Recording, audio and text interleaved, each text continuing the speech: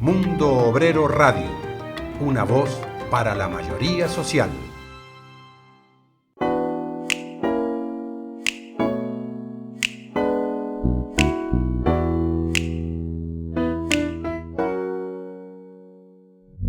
Este es un nuevo programa de Rebeldes con Causa, el programa magazín de Mundo Obrero Radio, la voz de la mayoría social. Desde este micrófono enviamos un cordial saludo a nuestras y nuestros escuchantes y en especial a quienes hacen posible cada programa con su aportación económica.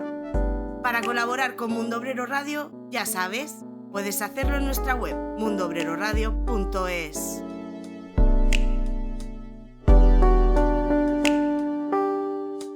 Saludamos también a quienes hacen posible este programa, a nuestros colaboradores habituales Maite Molina, Benito Raval, Joaquín Sánchez, en el control técnico a Roberto López y Cristóbal Vicente. Nos saludamos los que conducimos este programa, José María Alfaya, servidora, y nuestro director, Ginés Fernández.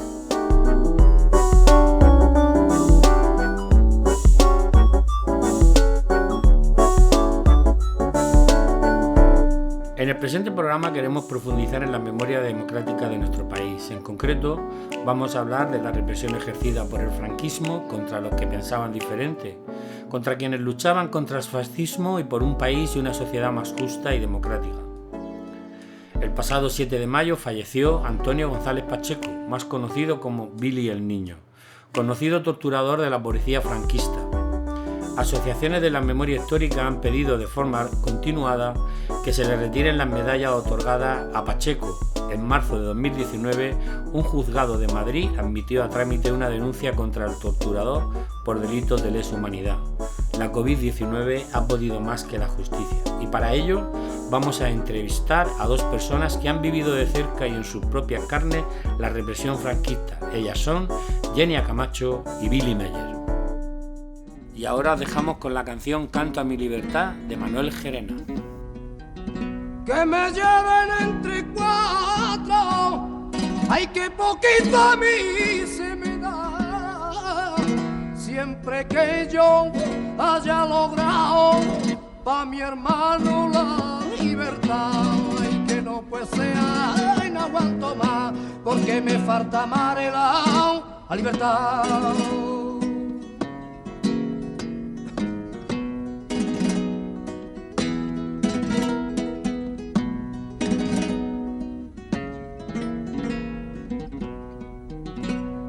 Ay, aceitunas del olivo,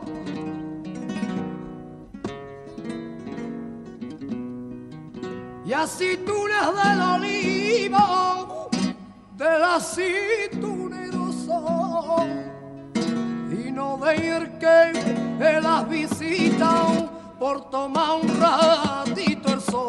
Ay, que no puede ser, ay, no aguanto más, porque me falta amar la libertad.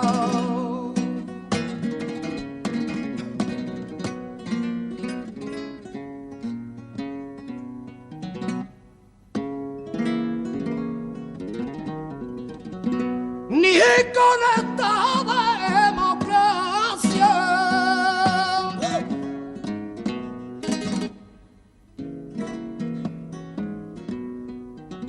ni con esta democracia, ni con esos tuyos juramentos, mi pueblo ya no se fía de quien no tiene cimiento. Ay, que no puede ser, ay, no aguanto más, y porque me falta amar la libertad.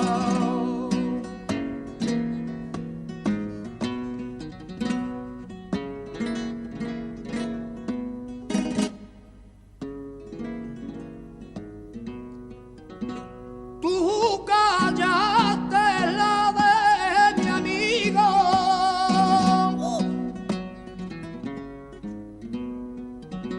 callaste la lengua de mi amigo, la mía lengua no cortará, sabrá mi pueblo a su tiempo, sus derechos y toda la verdad. Y que no puede ser, ay, no aguanto más, porque me falta amarela la libertad.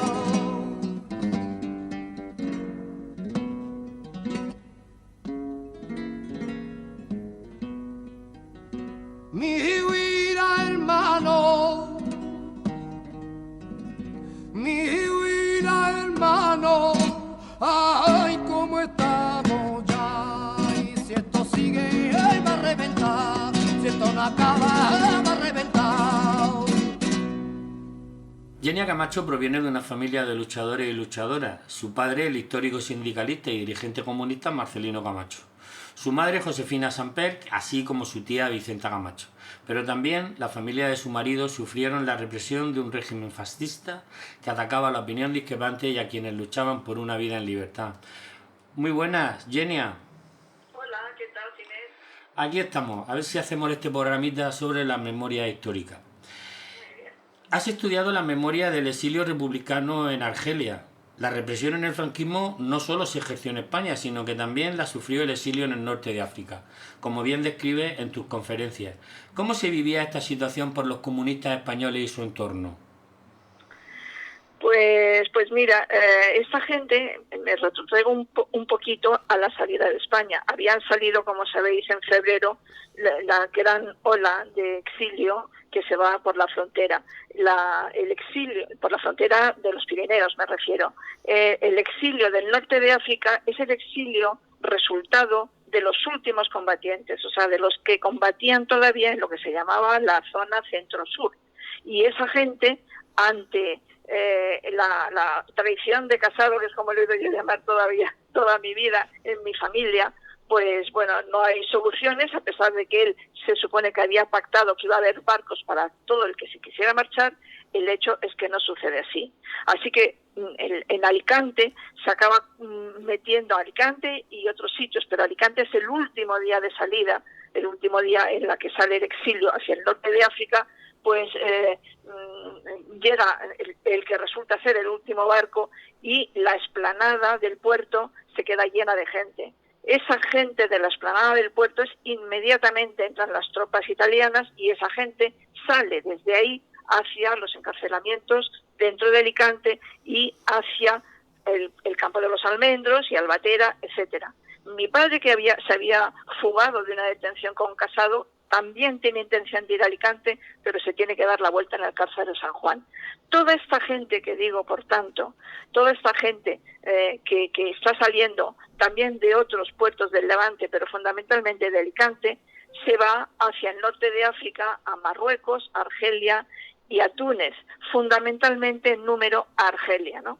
Es una gente muy politizada, es una gente que viene directamente del combate, aunque también hay niños, hay mujeres, hay ancianos, ¿no? Y bueno, pues es un exilio.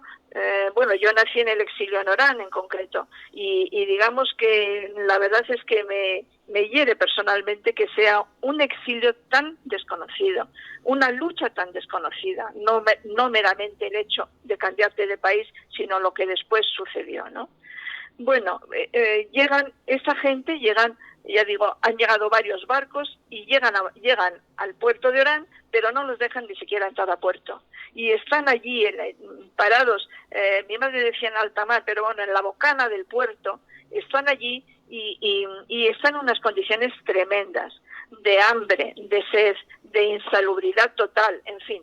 Y están allí retenidos, no los dejan bajar.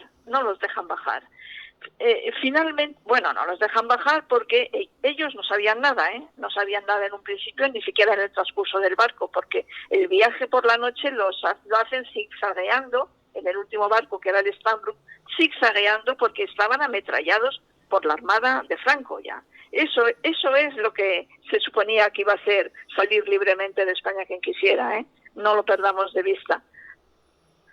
Perdona un segundo. Bueno, pues la gente llegan, ya digo, y están ahí. Entonces la población argelina, la población española de Orán, porque Orán de las poblaciones del norte era la que tenía más españoles, la población se vuelca en ayudar a estos emigrantes políticos, ¿no? Entre esos que están ahí está la familia Samper, la familia de mi madre, que tenía entonces 12 años. y el gobierno teme todo aquello que llamaban legurs, o sea, los rojos, que aquello sirva de revulsivo con la población y bueno, intenta dentro de un orden sacarlos de ahí lo más rápido posible. Voy a ir rápidamente para no liaros y deciros que a los 4 días salen mujeres, niños y... Perdona. Nada, tranquila. Es que me están sacando un gato por la puerta.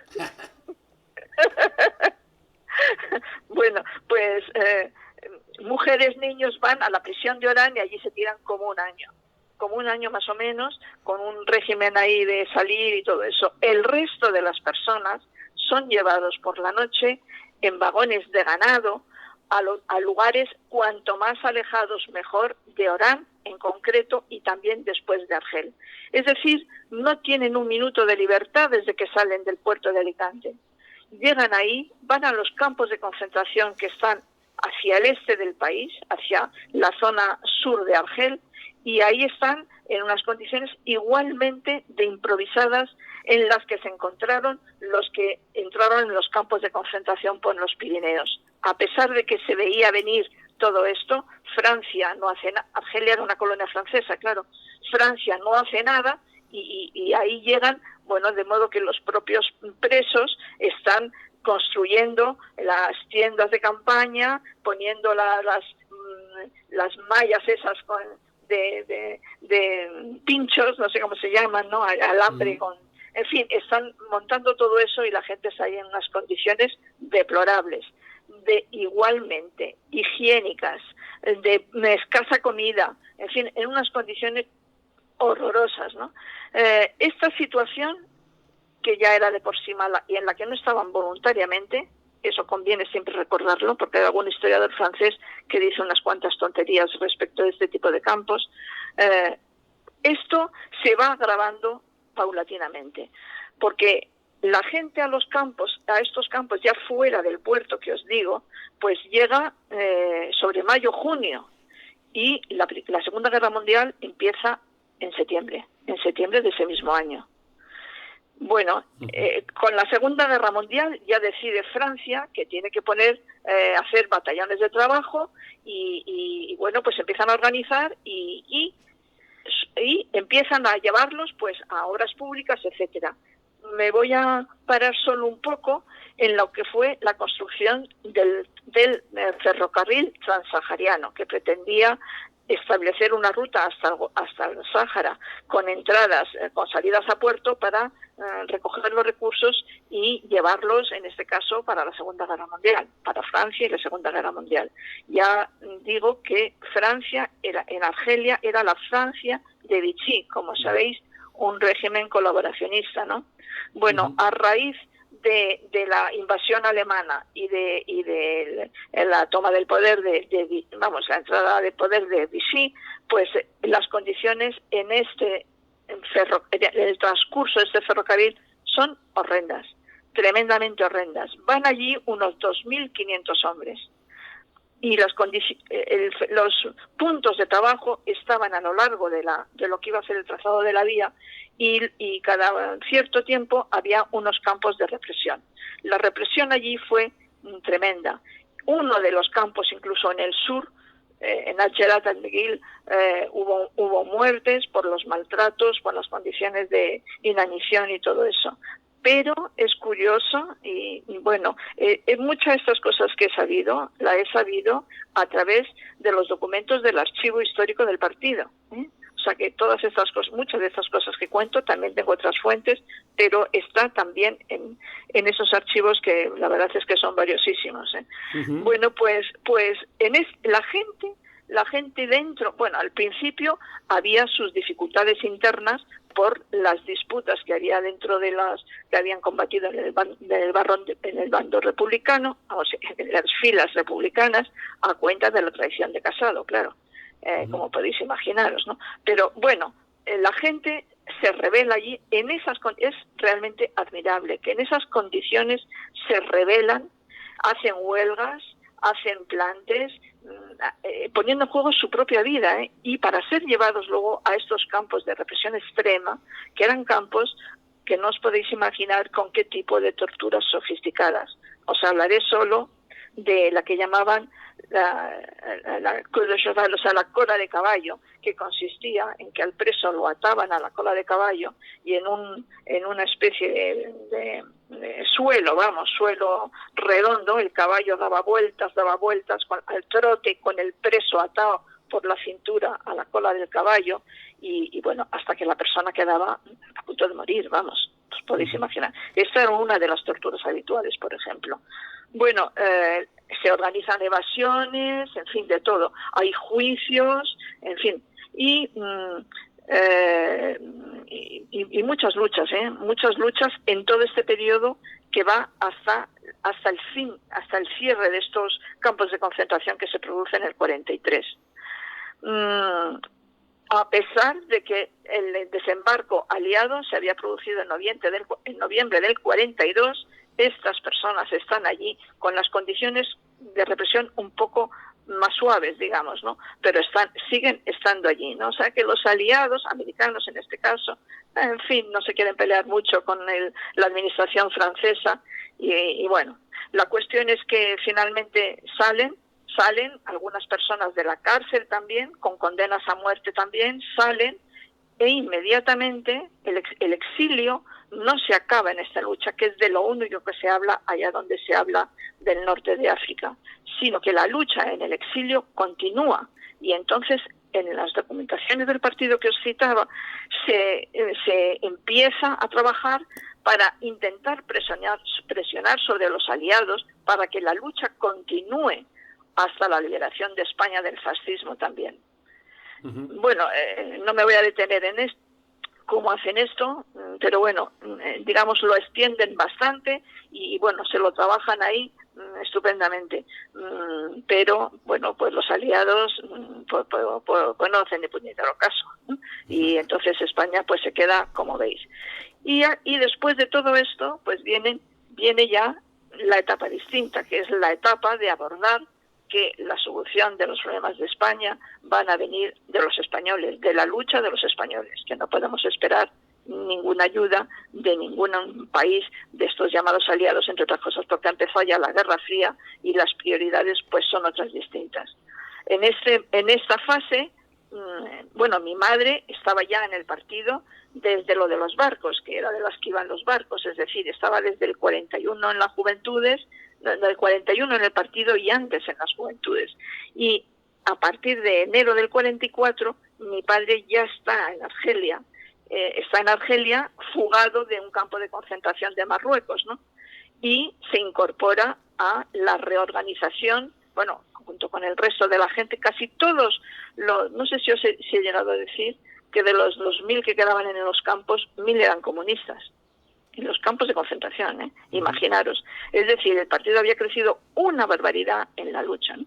Bueno, la cuestión es que en esta etapa que estábamos, ya después de la Guerra Fría, se vuelcan hacia el trabajo, hacia el interior. Siempre habían trabajado mucho la lucha contra la represión en España, ¿no? De muchas maneras que tampoco, maneras abiertas, Entre los documentos que he recopilado panfletos dirigidos a cada barrio, incitando a la cooperación con la UNE, que os sonará también, porque existía también en Francia. Uh-huh. Bueno, la cuestión es que pues mi padre se ocupa en esos momentos, es el responsable de la política hacia el interior, y la Secretaría General y la Secretaría de Organización la tienen hombres que han salido hace poco de los campos de concentración y las prisiones en este macabro viaje y tremendo viaje por los campos de concentración del Transahariano que os he dicho, ¿no? Sí. Y bueno, en definitiva, a mi padre le vuelven a detener fruto de la lucha política, le vuelven a detener en el 54 y bueno, y después más vicisitudes que puedo saltarme para no agotar el tiempo. Solo llevaros a la idea que la lucha por el exilio empieza en el 39 y en realidad acaba cuando la posibilidad de volver libremente es un hecho. Para cuando vuelve Dolores, para entendernos, ¿no? Mientras tanto, en el norte de África se está luchando, se está creciendo y se está, bueno, pues pasando unas situaciones de dificultad que se ha contado que lamentablemente están completamente desconocidas. En ese sentido, Yenia, Digo que es conocida la represión sufrida por Marcelino porque se ha contado muchas veces, pero también el resto de la familia Camacho la sufrió y la sufriste. Cuentas también que hasta tu marido y su hermana vivieron etapas de represión. ¿Cómo vivíais la familia todo este tiempo? Pues bueno, yo te podría hablar de cómo se vivía en la época que viví yo, pero en fin, en el conjunto de la familia, pues de la familia Camacho y Samper y la familia Martínez Cava y Carrasco, pues es el itinerario de los distintos momentos de lucha que se produjeron bajo la dictadura. Bajo la dictadura, no, digo bajo la dictadura, no bajo Franco solo, porque los últimos de los que os voy a hablaros son del 76, ¿no? Sí. Y entonces la represión, pues sigue todos esos momentos de la historia, en definitiva, y de la lucha, ¿no? Así que el primero que empezaría en el 39 es el padre de mi padre, que al regresar del frente va a su pueblo a presentarse a la Renfe, que era ferroviario. A la Renfe no se llamaba de otra manera entonces, pero en fin, a la Renfe de entonces, y en ese mismo momento le detienen. Y bueno, pasa unos años de cárcel en Soria y sale porque, en fin, y no tiene la libertad definitiva en su documento hasta 1945, aunque sale un poco antes, sale en el 41, 2 meses después es detenido mi padre, justamente, ¿no? Bueno, no quería, tampoco quiero pasar deprisa por esto porque si no os voy a agotar el tiempo. Bueno, deciros que este trayecto, en definitiva, ¿qué hace? Pues está la primera avalancha de la represión de la gente que ha combatido en la guerra. Después está otro siguiendo el curso de mi familia. Yo aquí ante mí tengo un listado de cada uno de ellos hasta completar los 17, más otros 2 que tengo por aquí puestos, los 17 que podría incorporar, digamos, porque este ejercicio lo hice, ¿sabes?, cuando pensé en los censos que supuestamente van a existir para reconocimiento de lo que llaman las víctimas, que a mí no me gusta el nombre, pero en fin, que eso que se supone que la ley aprobará. Esperemos que finalmente salga, ¿no? Me hice esa relación y después, claro, te das cuenta que esto es un calco de las distintas etapas por las que pasó España y por la que pasaron las personas que afrontaron esa situación en lucha. De modo que está la gente del frente, donde hay fusilamientos. En la familia de mi marido es que están la madre, el padre, los hermanos, los cuñados, en fin, los padres ancianos, fusilamientos, pues de mi suegro 2 hermanos, y la madre muere en el penal de Ocaña, la mujer encajada la mandíbula cuando le hablan del fusilamiento del segundo hijo que le fusilaban, y se le encaja la mandíbula, está sin comer y se muere ella misma en unos días. En fin, esas condiciones de aquel periodo de la posguerra fueron durísimas, obviamente, en las cárceles, ¿no? Y claro, fíjate cómo yo eso no lo podía vivir, cómo lo vivían ellos. Pues lo vivían con unas dificultades de supervivencia, donde había familias que estaba casi toda la familia en la cárcel. O sea, lo vivían con muchísima dureza, en fin, y condenas súper largas, ¿no? Las propias 2 de las hermanas de mi suegra estuvieron 6 meses penadas a muerte. Luego se la conmutaron, pero imagínate lo que son 6 meses esperando que te lleven a ejecutar. 6 meses, todas ellas jovencicas, ¿no? La siguiente etapa, pues ya es una etapa donde ya se empieza a organizar el reparto de propaganda, el partido y todo eso. Y esa es la etapa en la que detienen a mi tía, por ejemplo, en el 43, que está condenada a 12 años, en fin. Todas las detenciones de los que estamos hablando llevaban aparejados la pérdida de derechos, ¿no? Aparte del tiempo en libertad condicional. Por ejemplo, con mi abuelo y mi tía, así como mi padre por otro lado, no tenían pasaporte, de manera que a los exiliados que iban con alguna carga, que eran la mayoría, claro, y a las familias que estaban dentro del país, como la mía, que había pasado cárcel o estaba penada todavía, no tenían pasaporte. Luego los reencuentros de las familias no se produjeron hasta un montón de tiempo, Nosotros, por ejemplo, pues hasta el año 57 que volvimos, mi padre no vio a su familia. Hay muchos compañeros que estuvieron en los campos de concentración que habían dejado mujer e hijos y bueno, no te quiero contar cómo fue de difícil el reencuentro, ¿no? Bueno, o sea que se vivía pues de una manera realmente complicada. Después las luchas ya son de otro tipo, ya nos empezamos a incorporar la siguiente generación. Bueno, antes todavía de eso, hablando de mi marido al que lo has citado, pues que a él le detienen con 16 años por una cuestión de un aparato de propaganda que cae y bueno, era una... Luego salió, estuvo en la cárcel de Carabanchel un tiempo y no salió procesado porque era menor.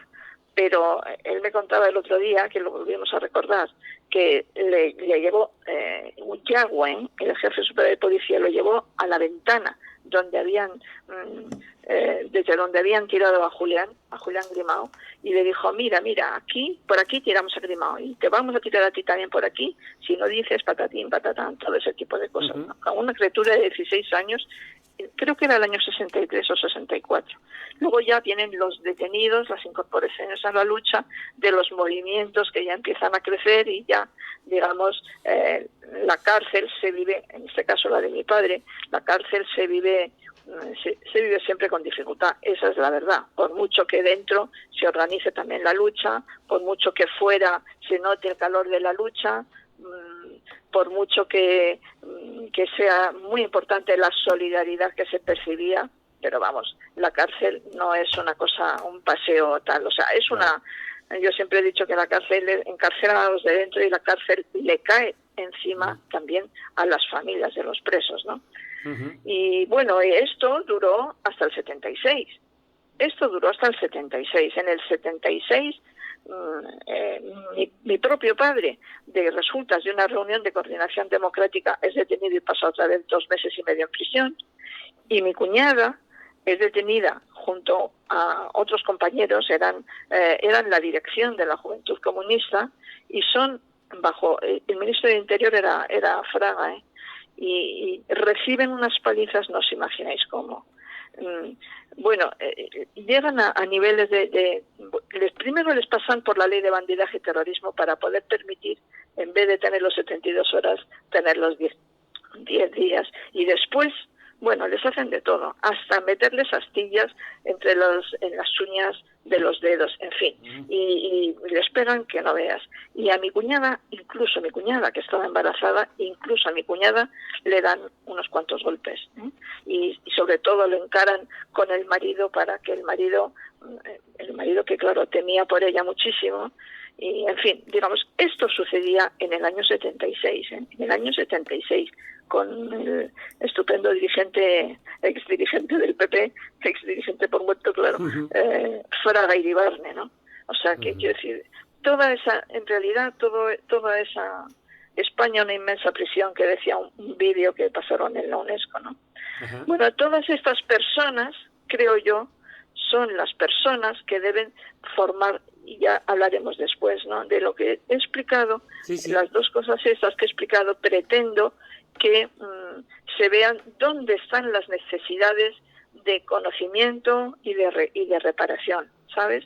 Y bueno, lo hago lo más deprisa que puedo y cuando quieras me dices. Vale. Siguiendo con esa línea argumental, estás trabajando con un grupo de compañeros y compañeras el tema de una proposición de ley sobre la verdad, la justicia y reparación de las y los represaliados. Cuéntanos, ¿en qué línea se está trabajando dicha propuesta? Bueno, pues esta propuesta, la propuesta de la que yo te voy a hablar, que es la que conozco más, es la proposición de ley de Unidas Podemos. En este momento, ya antes había sido presentada una del PSOE y en este momento, pues el PSOE anda diciendo no sabemos exactamente qué, porque parece que el Consejo de Ministros va a sacar una nueva propuesta de ley, una nueva proposición de ley, ¿no? De modo que todas esas leyes se discutirán, suponemos, en los trámites parlamentarios y bueno, pues vamos a ver qué puede salir de todo eso, ¿no? El PSOE ha hecho esa cosa que a mí la verdad es que me parece un poquito llamativa, pero en feo, de abrir un periodo de consultas, que dicen ellos, de 15 días, vamos, para, y además sin decir a qué texto, ¿no? Hipotéticamente, pues se supone que de la ley aprobada en el 2007 de memoria histórica es a la que podemos decir si queremos participar, pues a título individual, a título personal, dicen, no dicen exactamente individual, ¿no? Pero persona, nombre, identificado, todo eso, ¿no? A la que podemos participar. Esto ni es participación ni es nada, obviamente, ¿no? En este texto de que ha preparado Unidas Podemos, que fue un texto anterior de Izquierda Unida, que luego ampliado con las sugerencias de Podemos, se ha hecho, por el contrario, un procedimiento exhaustivo, encuentro y discusión con el movimiento memorialista, ya desde el 2018 en que se empezó a preparar la ley, y ahora recientemente se ha vuelto a hacer encuentros, como estábamos ya confinados, encuentros de estos online, nuevamente, con invitación a todos los colectivos de todo el país que han querido, y a las personas que han querido participar, vamos, no ha tenido más que el límite del cupo de eso, que era muy alto.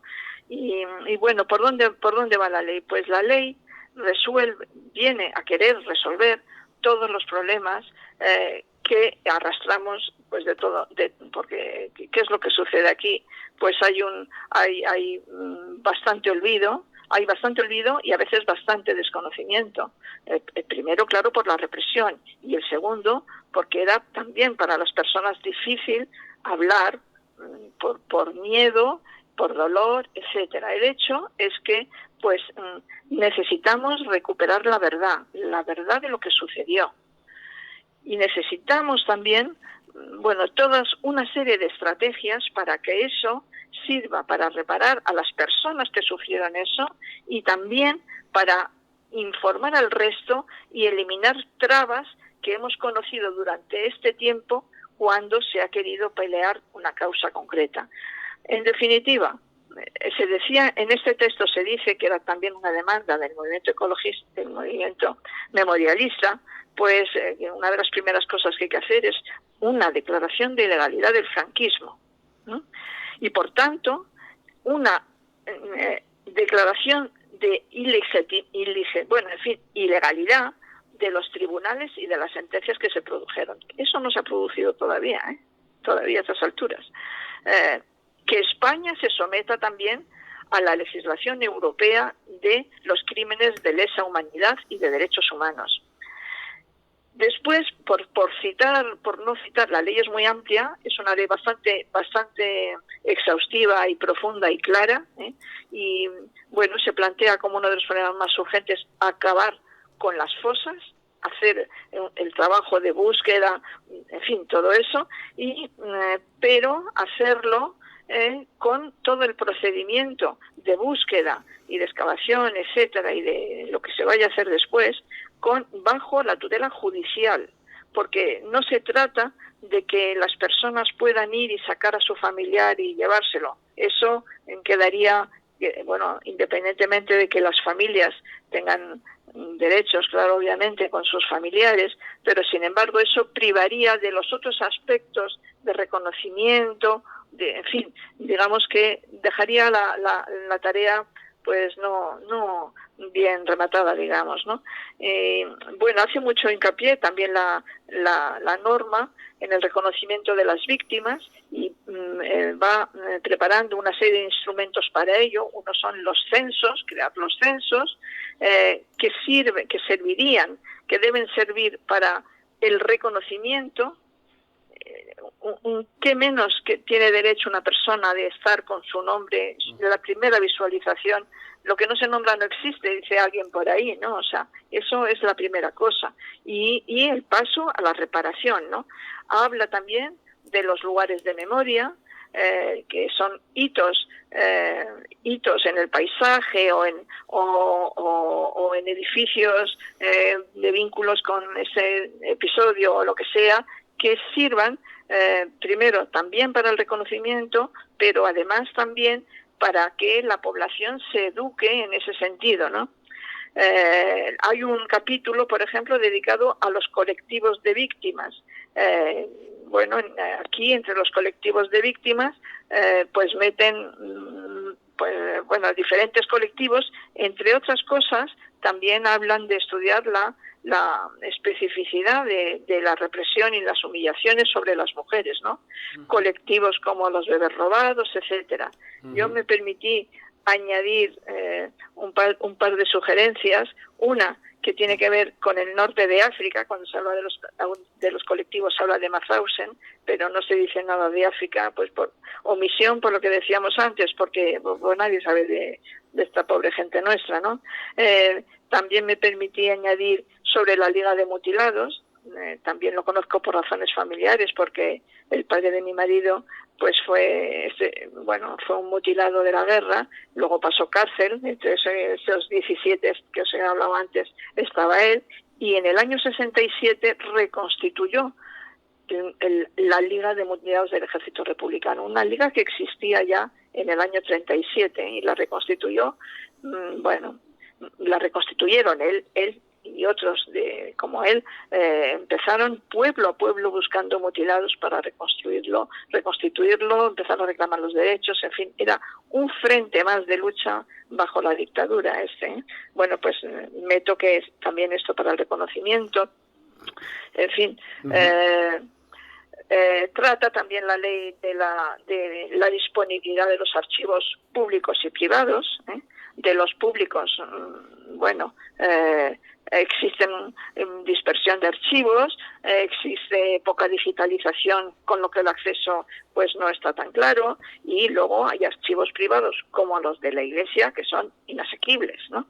Bueno, pues la ley también plantea que esos deben estar, la proposición de ley, que deben estar a disposición.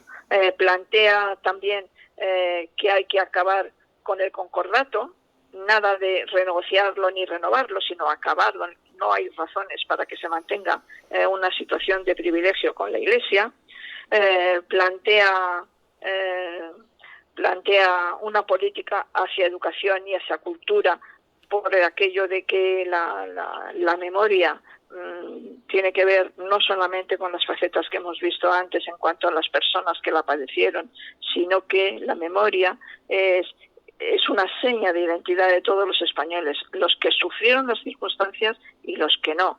Y entonces, en ese sentido, pues debe pasar a formar parte de la educación, tiene que pasar al ámbito de la cultura, etcétera. Y hay una cosa también, y con eso termino esta parte, que voy a decir porque ha sido fruto de reivindicación en el movimiento memorialista, y es el hecho de encontrarse con el pretexto de los jueces. Ha sido un pretexto porque desde luego la ley no lo implicaba, pero de la derogación de una parte de la ley de amnistía, aquella que impide procesar, que declara también amnistiados a determinados a los funcionarios, ¿no? Funcionarios de la policía, etcétera, ¿no? Entonces, la propuesta de ley plantea también la derogación de estos dos apartados de uno de los artículos para que los jueces pues no dejen de utilizar ese pretexto, ¿no? Bueno, más o menos, así muy resumidamente, vendría a ser los temas de la ley. Y la propuesta de ley de Izquierda Unida, que ya digo, empezará su andadura, va a seguir siendo de una forma participada, o sea que los colectivos que participamos pues y todos los que quieran, podrán seguir aportando hasta el último momento. Y bueno, ese ofrecimiento lo hicieron tanto la responsable federal de Izquierda Unida como el responsable del partido en aquel encuentro, en uno de los encuentros a los que hacía yo referencia antes. Entonces, la ley lo que plantea sería algo que tiene relación con la última pregunta que te iba a hacer. Frente a aquellos y aquellas que plantean respecto a este tema que mejor no remover el pasado, lógicamente lo plantean para que todo se quede igual y no salgan muchas de las injusticias que se cometieron, y para que se cierre una triste etapa de nuestra historia es necesario el reconocimiento y que se haga justicia con los muertos y los represaliados y las represaliadas, ¿no? Mientras tanto, no habrá justicia con esas personas. Sí, efectivamente es así, pero yo creo que tiene incluso el asunto dos facetas, ¿no? Esas personas que han padecido esa situación, bueno, esas personas que ellas a sí mismas nunca se llamaban víctimas, sino que se llamaban luchadores, ¿eh? Uh-huh. Nadie nos hemos llamado, ni ellos que vienen, estos de mi lista, que vienen desde las luchas de la guerra, de la propia guerra, o del 39, etcétera, jamás se consideraron víctimas, porque asumían esa posición en general, voluntariamente, y eran luchadores, eran lo que en Francia llamaban resistentes en la resistencia. Los nuestros eran luchadores, ¿no? Y se les debe el reconocimiento. Es una cosa, yo creo, total. No sé, yo mira que he ido por muchas ciudades a veces hablando en relación con actos hacia mi padre, y después de acabar el acto casi siempre ha habido muchísimas personas que han venido a contarme su propia historia. Uh-huh. La gente necesita, porque esas, como esta lista que tengo yo por aquí, hay muchas listas en muchas familias, en muchos pueblos, etcétera, y la gente necesita, es casi una terapia, ¿sabes? Necesita sacar eso a flote y vivirlo. Eso por una parte. Y tienen derecho al reconocimiento, derecho a su nombre, derecho al reconocimiento. Es decir, es un derecho personal, ese derecho, pero no es solo un derecho personal, ¿eh? No es un asunto particular de las personas que lo padecieron. Es un asunto que toda esta parte de la historia se ha usurpado a los españoles. Se les ha usurpado a las jóvenes generaciones. También me toca a veces hablar con jóvenes y te aseguro que ponen los ojos como platos. No se les pasa por la imaginación. Y conocer el pasado y conocer la lucha en las condiciones en las que tuvo que luchar tiene dos cosas, creo yo, dos factores importantes. El primero, que son unas señas de identidad de su país, de las que tienen que sentirse orgullosos, ¿eh? Y no les podemos usurpar eso. Y por otra parte, pues también algunas preguntas vienen a las cabezas cuando se ve que en esas circunstancias por las que ha pasado la historia de nuestro país se luchó y se ganaron batallas, pequeñas a veces, pero se ganaron batallas, nos fortalecimos, etcétera. De modo que esto, el paso por la historia, además de ser algo que se debe, figúrate tú a las familias que tienen gente en fosas, ¿no? Se les debe ineludiblemente, por supuesto, a las personas que lo padecieron, pero también es un derecho del resto de los españoles, a mi entender, ¿eh? Eso pues también se lo debemos, y nosotros que lo hemos conocido deberemos pelear también por su derecho a conocer la verdad. Esto es una de las facetas de conocer la verdad. Pues perfectamente. Pues Jenny, estaremos atentos al desarrollo de la proposición de ley y muchas gracias por atender la llamada de Mundo Obrero Radio. Pues muchas gracias a vosotros.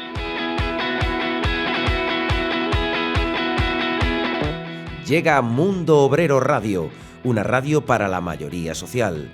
Un medio independiente que cuenta las noticias que no salen en los medios del sistema. Tu aportación hace posible nuestra independencia. Puedes colaborar a través de nuestra página web mundoobreradio.es.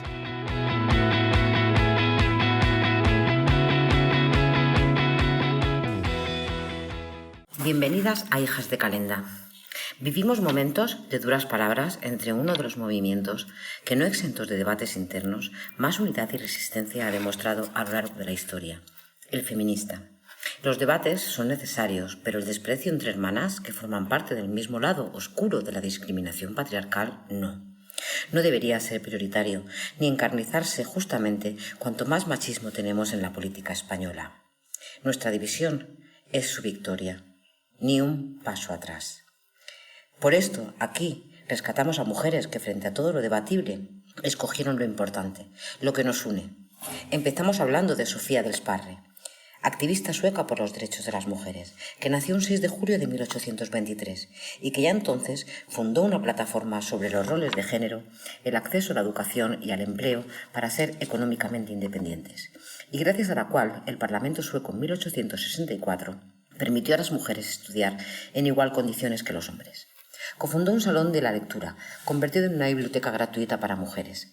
Apostó porque los hombres se involucraran en el trabajo por la igualdad. Y en su defensa por la emancipación económica de las mujeres, dijo: las mujeres necesitamos trabajo y el trabajo necesita mujeres. Seguimos con Mía Zapata, una mujer con una profunda y rasgada voz, que con 21 años, en 1986, empezó a cantar blues, interpretando a la genial Bessie Smith, y que acabó convirtiéndose en la vocalista del grupo punky The Kids, y que tuvieron una vida muy corta, pues un 7 de julio de 1993, Mía Zapata fue víctima de un atroz feminicidio. Ese día, tras un show en Los Ángeles, se fue a casa, sola, y fue brutalmente violada, golpeada y estrangulada. Y a la muerte le sucedió la ignominia, pues se decía que por sus pintas, sus rastas y sus ropas desgastadas parecía una prostituta, y se desentendieron de averiguar su asesinato. Bandas como Nirvana, Soundgarden o Sonic Youth promovieron conciertos para pedir que se investigara, se encontrara y se enjuiciara a su asesino, hecho que al final ocurrió. Desde aquí enviamos rosas amarillas a la mujer pollo, que además fue una de las olvidadas del Club del 27. Sí, de ese club del que formaban parte Janis Joplin o Jim Morrison. Ella también murió con 27 años. Hasta siempre, Mía. Recordamos a Carmen Mondragón, poeta y pintora mexicana, conocida como Nahui Olin, la mujer más libre y apasionada del arte mexicano, que convivió con otras mujeres como Frida Kahlo, Tina Modotti o María Izquierdo, y que tenía un tema común, tanto en la pintura como en la escritura: la libertad del ser femenino, los placeres del cuerpo y el amor por la humanidad. Con este extracto de un poema suyo terminamos con Carmen, que nació un 8 de julio de 1893. Bajo la mortaja de las leyes humanas duerme la masa mundial de mujeres, en silencio eterno, en inercia de muerte, en su boca sellada. Pero dentro de la enorme mole existe una fuerza dinámica que acumula de instante en instante una potencia tremenda de rebeldías, y la mortaja fría se tornará en grito intenso de libertad. Terminamos felicitando el 22 cumpleaños de la estudiante universitaria pakistaní Malala Yousafzai, que con solo 17 años recibió el Nobel de la Paz por su lucha por el acceso de las niñas a la educación, y que sufrió un atentado talibán en un autobús escolar en el año 2012.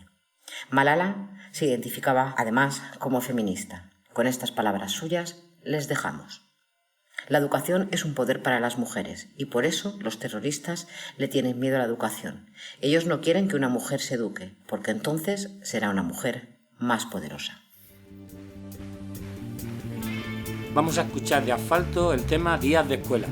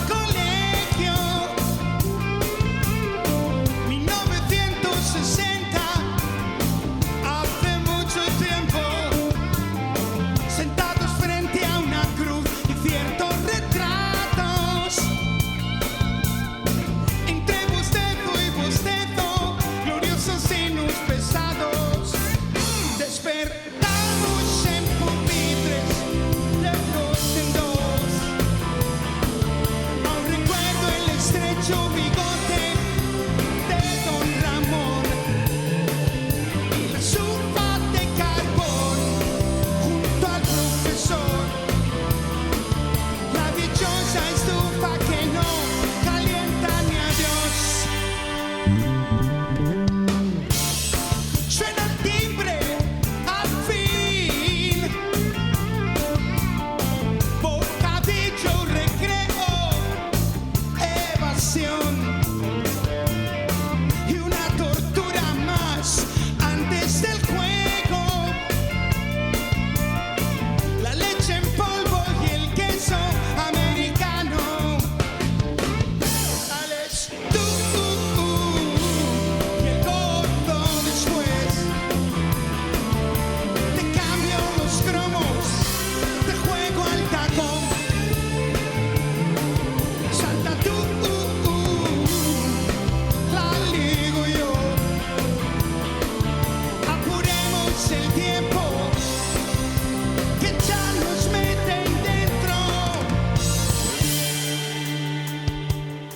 Hoy tenemos en Mundo Obrero Radio al militante, dirigente y ex eurodiputado de Izquierda Unida, Billy Meyer, con quien queremos comentar el caso de Billy el Niño, al que se le intentó enjuiciar por delitos de torturas en un contexto de crímenes contra la humanidad y con la pretensión de que fuese el Estado y no las víctimas quien asumiera la responsabilidad de hacer justicia. Pero no hablemos, para empezar, tanto de represores como de la gente que se sumó con generosidad a la lucha antifranquista. Y en este caso ahí va nuestra primera pregunta. Cuéntanos tu mejor recuerdo actual de la trayectoria vital y política de un joven antifranquista como tú. Bueno, yo creo que los recuerdos son los recuerdos colectivos, no tanto personales, y siempre guardaré un recuerdo extraordinario de aquel esfuerzo colectivo de los jóvenes de estudiantes universitarios, donde yo estaba entonces en Económicas, empecé en 1970, en una alianza muy fuerte con las fuerzas del trabajo y la cultura, para intentar por todos los medios acabar con la dictadura.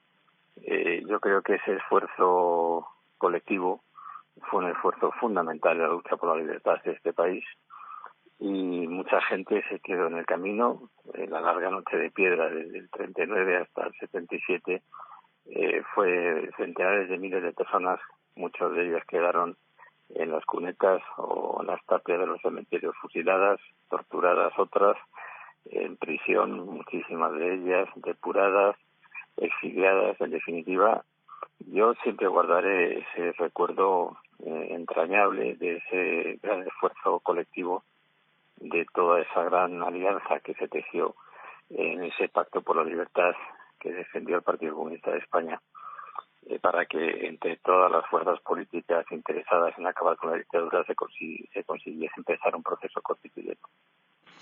Pues vivimos efectivamente, como tú bien dices, una temporada que fue una mezcla de exaltación de la lucha junto con el miedo lógico a la represión franquista. Y podríamos recordar un manualito de la época que se titulaba sintomáticamente Los comunistas ante la policía y los tribunales. Y eso duró hasta que, tras la muerte del dictador, tuvimos acceso a una democracia formal muy pactada y, sobre todo, a una ley de amnistía. ¿Qué fue y en qué ha quedado esa famosa ley de amnistía? Sí, señalaste bien, porque una de las preocupaciones en la lucha clandestina del Partido Comunista era leccionar bien a sus militantes ante una posible eventual detención, que en fin todos sabíamos que cuando adquiríamos un compromiso en la dictadura de esa envergadura de pertenecer al Partido Comunista de España, podrías tarde o temprano caer en manos de la Brigada Política y Social. Y para el partido era muy importante aleccionar a todos los camaradas para que supieran de qué se trataba y con qué se enfrentarían, ¿no? Y ante qué personas estarían. Yo creo que eso fue muy importante, esa instrucción, para que de alguna manera a la hora de una detención pues el comportamiento fuera un comportamiento abnegado, de manera que ningún tipo de información saliera de las personas detenidas, porque cualquier tipo de información que pusiera en riesgo al resto del partido desencadenaba pues toda una serie de detenciones en cadena tremendas, ¿no? Entonces yo creo que eso fue muy importante. En fin, el tema de lo que se consiguió en la transición. Pero antes a mí me gustaría, porque las personas que no vivieron afortunadamente la dictadura deben de saber de qué estamos hablando. No estamos hablando de un torturador y del niño, no. Estamos hablando de una decisión política que se adoptó justo en plena guerra civil por parte de los golpistas, en el sentido de tanto Franco como Mola, como todos los generales sublevados, tenían muy claro que de lo que se trataba es de exterminar cualquier vestigio de la Segunda República. Y subrayo exterminar. Y cuando perdimos la guerra, cuando ganaron la guerra los golpistas, se tomó una decisión en el año 40 al 44, asesorados por la Gestapo y por las SS alemanas, en la visita que hizo Himmler, a través de su embajador Paul Wincher, de formar una policía política, una brigada político-social con el mismo modus operandi que la Gestapo. ¿Para qué? Para exterminar a cualquier tipo de raíz republicana desde el punto de vista político, social, institucional, y por lo tanto se adopta una posición de exterminio, que trataba de exterminar. Por eso yo subrayo, antes de contestarte a la pregunta, de lo que estamos es ante un delito de lesa humanidad, que está tipificado en el artículo 7 del Estatuto de la Corte Penal Internacional, y es efectivamente, se considera un crimen de lesa humanidad precisamente a esa política planificada, decidida para exterminar a todas las personas, organizaciones, instituciones de la Segunda República, del gobierno legítimo de la Segunda República. De tal manera que efectivamente el caso de Villeniño no es un caso, son los casos de todos los torturadores en todas las provincias de España, que el aparato represivo para conseguir ese exterminio sistemático sembraron el terror en todo el territorio del Estado español. Y efectivamente consiguieron detenciones muy importantes, pero no consiguieron lo fundamental, y es frenar las ansias de libertad en la calle, en las fábricas, en las universidades, en los centros docentes, en la gente de la cultura, hasta conseguir lo fundamental, que fue ese pacto que permitió acabar con la dictadura, no tal como nos hubiese gustado y defendíamos entonces, desde el 75 hasta el 77, que pedíamos una ruptura para iniciar un proceso constituyente, pero la correlación de fuerzas nos impidió, a pesar de que el 75 77 se organizaron huelgas generales, por supuesto clandestinas, enfrentándose a la represión del régimen, se ocuparon calles, hubo asesinatos por parte de las fuerzas represivas de la dictadura. El Tribunal de Orden Público tuvo más casos que nunca en ese periodo de tiempo, y por lo tanto, a pesar de todas esas movilizaciones, no se consiguió la ruptura porque enfrente teníamos los aparatos del Estado franquistas, que todos ellos todavía muy fuertes, sobre todo el ejército, una parte importante de la policía, el aparato judicial. Entonces se pactó en función de la correlación de fuerzas, no un proceso constituyente, porque teóricamente no lo era, pero en la práctica se convirtió en un proceso constituyente.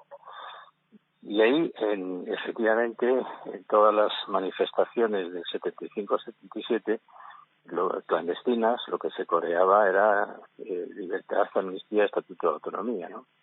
Y la amnistía para nosotros era fundamental. Se trataba de abrir las cárceles de todos los presos políticos, fundamentalmente, en fin, los mayoritarios, desgraciadamente, para nosotros éramos los comunistas, pero bueno, había el Partido Socialista, había gente de ETA, de movimientos como la Liga Comunista, en fin, de todo tipo de partidos políticos y de organizaciones sociales. Para nosotros eso era lo fundamental, la ley de amnistía. La ley de amnistía tuvo su importancia porque consiguió efectivamente abrir las cárceles, y de allí salimos todos, tanto la gente que estaba en prisión como la gente que teníamos expedientes abiertos judiciales, y por lo tanto la amnistía borró efectivamente cualquier implicación política de este tipo. Lo que ocurre es que la interpretación que se da a la amnistía como borrón de los crímenes del franquismo no tiene ningún sentido, porque contraviene el artículo de Roma del Estatuto de la Corte Penal Internacional, y por eso insistía yo de que lo que estábamos hablando es de un exterminio decidido a partir del 36 y ejecutado a partir del 39 por parte de la política social y por parte del franquismo. Se trataba de exterminar, y esa decisión política es un crimen de lesa humanidad, y por lo tanto los delitos no prescriben. Por lo tanto, cuando los tribunales españoles aducen de que la ley de amnistía lo que hace es impedir procesar a los crímenes del franquismo, contraviene el propio estatuto de la Corte Penal Internacional, el Estatuto de Roma, y es un estatuto que el Estado español ha asumido, que ha acordado como un tratado internacional, y por lo tanto, de acuerdo a la Constitución española, es de obligado cumplimiento. Por eso el asunto de que se pueda o no procesar a personas que están vivos todavía, que cometieron crímenes de lesa humanidad, es una cuestión política de primer orden y que tiene que garantizar el Estado. El Estado y por lo tanto el Gobierno tiene que, de una vez por todas en España, dar verdad, justicia y reparación y garantía de no repetición a todas las víctimas de la resistencia en España. Como se ha hecho en toda Europa, somos la excepción, somos una anomalía europea, porque lo que ha ocurrido con el caso de Didier Niño, es decir, que un torturador muriera en el año 2020 con todas las condecoraciones y distinciones del Estado, eso sería inconcebible ni en Francia, ni en Alemania, ni en Italia. Es decir, en Alemania sería inconcebible que un miembro de las SS o de la Gestapo vinculado con la represión del nazismo, pues muriese con decoraciones del Estado alemán, o en Italia con la policía de Mussolini, o en Francia con los miembros colaboracionistas con el gobierno de Vichy y el gobierno pro-nazi, ¿no? Por lo tanto, en relación a la amnistía, insisto, es una ley que la interpretación que se le pueda dar o quiera dar los tribunales españoles en relación a que los delitos de lesa humanidad han prescrito, pues no es cierto, porque contraviene, ya digo, el artículo 7 del Estatuto de Roma. ¿Y qué piensan en Europa de la actitud de España frente a estos delitos? O sea, de esto que acabas de explicar como anomalía. Bueno, en primer lugar, por encima de Europa, las Naciones Unidas lo han dejado muy claro a través del relator de derechos humanos. En todas sus comparecencias y resoluciones ha dejado muy claro la obligatoriedad del Estado español del cumplimiento de dar verdad, justicia y reparación a las víctimas del franquismo, y por lo tanto que hay que encausar a las personas responsables de este exterminio sistemático, ¿no? Y la Unión Europea, como bien sabes, bueno, pues tiene las competencias que tiene, y a pesar de que en el Parlamento Europeo se han aprobado, se han hecho de algún tipo de resoluciones que tangencialmente tratan de este asunto, pero la Comisión, el Consejo, pues no intervienen en asuntos del Estado. Lo más importante, yo creo, es en las condiciones de hoy, es que el nuevo gobierno de España, el gobierno de coalición, Partido Socialista, Unidas Podemos, tiene que hacer lo que ningún otro gobierno ha hecho hasta el día de hoy, y es acabar con la anomalía española en Europa, y por lo tanto, de una vez por todas, que el Estado, no las asociaciones, no las personas de forma individual, no las familias, sino el Estado tiene que asumir esa obligación de dar verdad, justicia y reparación para todas las víctimas de la resistencia, y acabar con esta situación terrible. Estamos el país después de Camboya con más desaparecidos en las cunetas y personas que todavía aparecen en los activos con causas que son indecentes. Las causas indecentes aparecen todavía en los activos militares o civiles en relación a personas que fueron fusiladas o deportadas o detenidas. Eso se tiene que limpiar, hay que limpiar el buen nombre de las personas que dieron su vida por la libertad y por el gobierno legítimo de la República. Y yo creo que lo que hay que hacer es efectivamente que este gobierno, de una vez por todas, asuma esa responsabilidad. ¿Y cómo va el asunto de seguir presionando a las autoridades de la Unión Europea sobre la necesidad de homologar directivas europeas comunes para la memoria histórica e incluso para perseguir a los torturadores? ¿Cómo va el asunto? Bueno, yo de Europa, la verdad es que soy bastante escéptico en relación a lo que salga de las instituciones europeas en esta materia, porque el peso que han tenido los antiguos países del este del socialismo real ha basculado de tal manera que el Parlamento Europeo aprobó una resolución ni más ni menos igualando al nazismo con el estalinismo, ¿no? Es decir, víctimas y verdugos. Yo de ahí, precisamente por ese peso de la derecha de los países del este, que han presionado al máximo para que efectivamente se haga esa burla a la historia de poner al mismo nivel víctimas y verdugos, espero poco. Yo lo que sí creo es que yo confío más en que la experiencia antifascista europea que consiguió poner fin a la dictadura nazi-fascista, esa experiencia que sí se consiguió concretar en leyes en Alemania, en Francia, en Italia, en todos los países que fueron dominados por el nazismo, pues al igual que se consiguió en esos países, también en España lo consigamos. Pero va a corresponder al gobierno de España. No nos van a venir ningún viento de ayuda por parte de las instituciones europeas. Y bueno, pues para terminar por hoy esta entrevista, sí. ¿Qué te queda en la emoción y en la memoria de la tortura, la indignación de la impunidad? ¿Qué te queda de un caso como el de el famoso Billy el Niño? Bueno, me queda una enorme tristeza de comprobar cómo en España todavía hay centenares de miles de personas que lo dieron todo por la lucha por la libertad, que no son reconocidas, ¿no? Y me queda también la indignación de ver cómo estos torturadores que todavía siguen vivos se burlan de la gente que dio todo por la lucha por la libertad.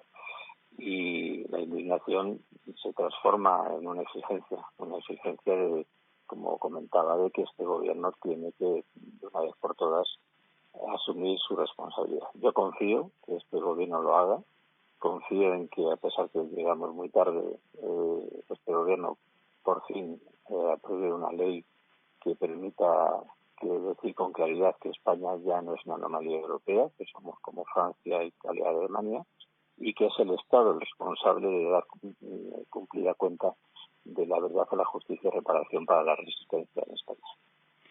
Pues muchas gracias. Te agradecemos enormemente tu testimonio, tu tiempo y la claridad expositiva que nos hace recorrer este caso tan lacerante, tan reciente por la muerte del torturador y esperemos que la próxima vez que te llamemos sea para lo contrario, para celebrar que efectivamente se piden cuentas a los que han cometido delitos de lesa humanidad. Muchas gracias. Muchas gracias, José María.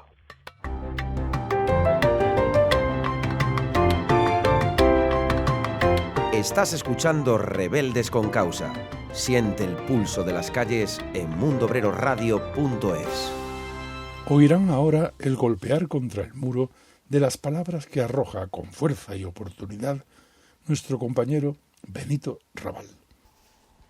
Aunque muchos de nuestros compatriotas no lleguen a fin de mes, a veces ni al principio, lo queramos o no, pertenecemos al mundo rico, que viene a querer decir aquel que vive del expolio y saqueo de las riquezas que pertenecen a más de las 3/4 partes de la humanidad.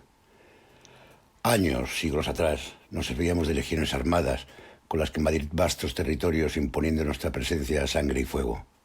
Pero eso, con el pasar del tiempo, se demostró que tenía un alto coste, con lo que las mentes perversas que dirigen nuestros destinos, los de aquí y los de allende nuestras fronteras naturales, pensaron que era mejor que fuera la élite local quien ejerciera el papel de capataces de nuestros dominios. La cosa iba bien para los bolsillos de unos cuantos hasta que llegó el producto estrella del mercado, la democracia. Como pasa en la alta cocina, el pescado puede oler un poco, pero ahí están las salsas para remediarlo. Un poco de campaña mediática por aquí, otra pizca de mensajes del más allá y una buena dosis de trampeo electoral unido a la eliminación física de los rebeldes mantuvieron nuestras ganancias a flote. No es que la gente de a pie nos forráramos, pero siempre caen migajas, tan escasas que quién se va a preguntar de dónde vienen. El caso es que la población se creyó eso de que el voto era un arma para cambiar sus vidas, y dado que las que habían utilizado para intentar hacerlo ya les habían causado demasiado sufrimiento, decidieron ejercerlo como forma de controlar sus destinos, lo cual empieza por reivindicar la propiedad de sus bienes, tanto materiales como culturales. Y ahí empezó el lío. Los saqueadores no podían echar marcha atrás en el tiempo y mandar ejércitos, aún bajo el aspecto de misiones humanitarias, ni quedaba bien ni salía barato. Así que de nuevo los capitanes de empresas se pusieron a darle vueltas. ¿No somos los más fuertes? ¿No somos quienes hemos inventado las leyes? ¿Acaso no es nuestra la civilización, nuestros tribunales internacionales y sobre todo nuestra la gran banca, el Santa Santorum de la usura? Pues asunto arreglado. A tal país le bloqueo, a ese otro le incremento la deuda, a tal presidente no lo reconozco. Aquí, como conejo sacado de una chistera, coloco una rubia teñida en un país de morenos. O a ese le acuso de fraude y digo que el auténtico es el que me gusta. Pero además, ya como obra maestra, me quedo con las reservas de oro que tiene guardadas en mi caja fuerte. Y si acaso se nos ve el plumero y alguien de los nuestros nos pide explicaciones, con decir que estamos defendiendo los derechos humanos, todos están contentos. Y vamos a afrontar las ondas finales de nuestro programa de hoy con una composición muy reciente de Luis Pastor, que una vez más nos deleita con su ternura fuerte, su delicadeza resistente, su facilidad para el verso y la idea y su habilidad para ofrecernos referentes que en tiempos groseros como los que por desgracia nos impone la derecha más rancia de este país, nos ofrecen, como esta paloma de Picasso, lo mejor para transitar por este mundo complicado. Llena de sueños la vida, llena de soles el alma, ven por el río de la calma en esta dulce canción.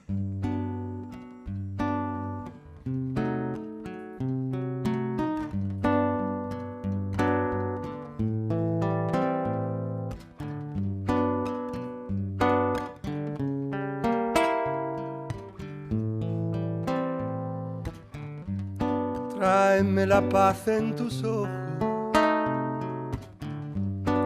tráeme la luna en tus brazos, la paloma de Picasso que anida en tu corazón.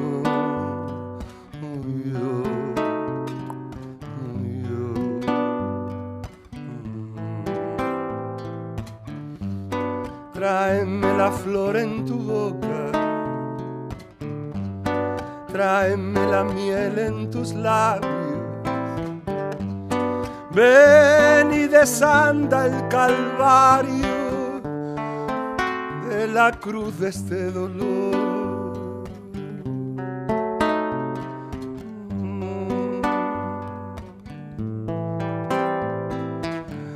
Llena de gozo la pena, llena de dicha el quebranto, ven a arrullarme en el canto donde adormece el amor. Llena de gozo la pena, llena de dicha el quebranto, ven a arrullarme en el canto donde adormece el amor.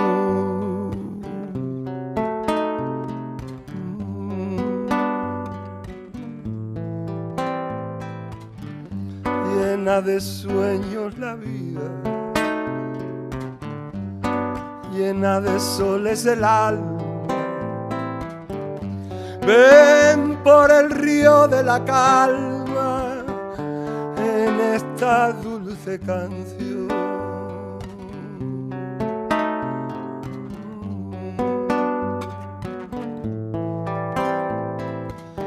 Tráeme la vida en un beso, tráeme la paz del ocaso,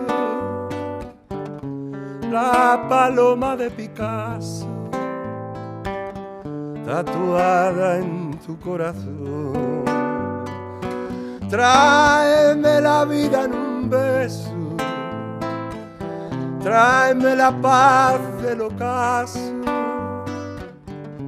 la paloma de Picasso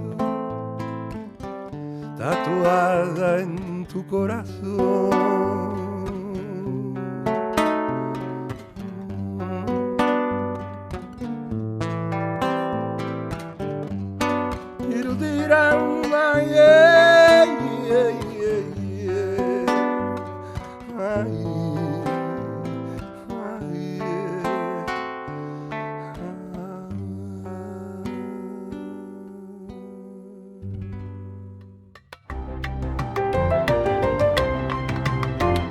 Rebeldes con Causa, el magazín de Mundo Obrero Radio para la mayoría social.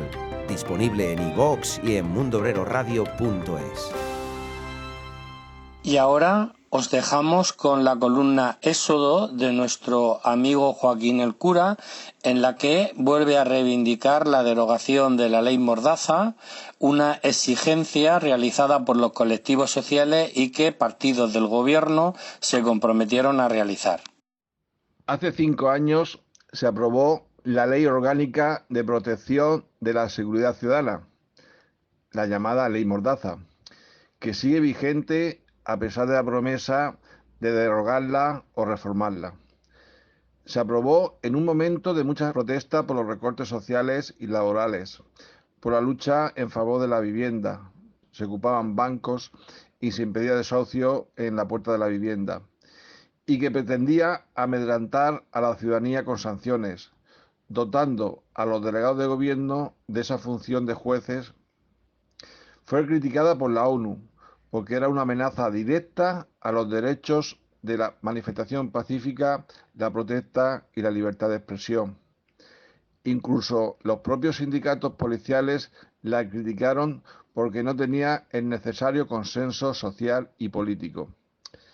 Es una ley que se puede utilizar por parte de un delegado de gobierno para reprimir manifestaciones, como ocurrió en Murcia por la lucha por el soterramiento de las vías. Los derechos no pueden quedar a merced de la buena o mala voluntad de una persona. La ley Mordaza hay que derogarla.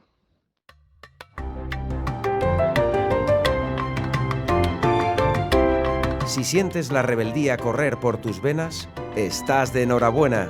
Estás escuchando Rebeldes con Causa. Y para que podamos seguir haciendo una radio libre y sin ataduras al capital, necesitamos tu ayuda. Hagamos lo posible. Colabora con Mundo Obrero Radio a través de nuestra web, mundoobreradio.es.